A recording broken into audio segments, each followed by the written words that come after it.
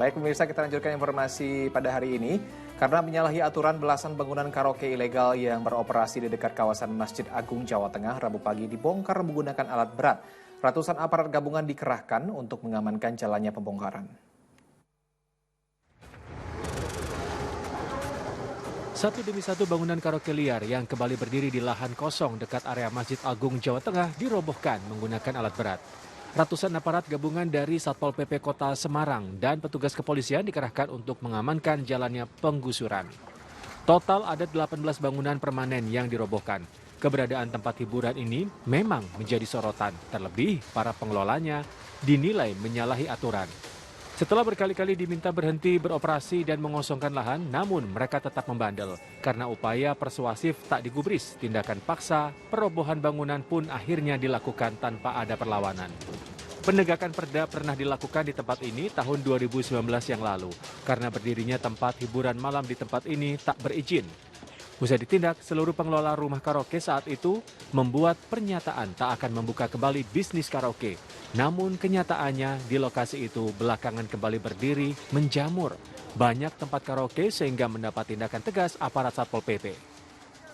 Di sini saya pikir tidak ada perlawanan, kenapa? Mereka nyadari sudah jelas-jelas membuat pernyataan diri apabila dipergunakan untuk kembali karaoke silakan diratakan. Ini saya ratakan benar. Kita malu lah, itu ada Masjid Agung. Untuk Kiai Kos setiap saat negur Pak Gub, negur Wali Kota kan lucu. Sebelumnya saya tertipan sekitar Oktober-November karena saat itu pilkada saya mundur. Ini sudah selesai, makanya ini saya ratakan. Di samping itu, keberadaan bangunan karaoke di dekat lokasi tempat ibadah, yakni Masjid Agung Jawa Tengah, juga berkali-kali menuai kecaman dari tokoh agama. Agus Hermanto melaporkan dari Semarang, Jawa Tengah. Ini satu langkah yang baik dari petugas Satpol PP gitu Ustadz ya, karena selain mengganggu ketertiban umum, karaoke ini juga tak memiliki izin dan posisinya dekat dengan tempat ibadah begitu Ustadz ya. Apa tanggapan Ustadz tentang hal ini? Ya, Masya Allah, bagaimana mungkin seseorang menjalankan aktivitas yang notabene bertentangan dengan aktivitas yang lain. Ini masjid, tempat kita beribadah, tempat kita bermunajat, sedangkan yang lainnya melakukan aktivitas yang tentu mengganggu. Apalagi disebut tadi bahwa bangunan itu tidak berizin atau tidak memiliki izin, liar bahasa kitanya. Tentu kita sangat mengapresiasi petugas Satpol PP dan siapapun menjalankan aktivitas adalah berusaha memenuhi ketentuan yang berlaku.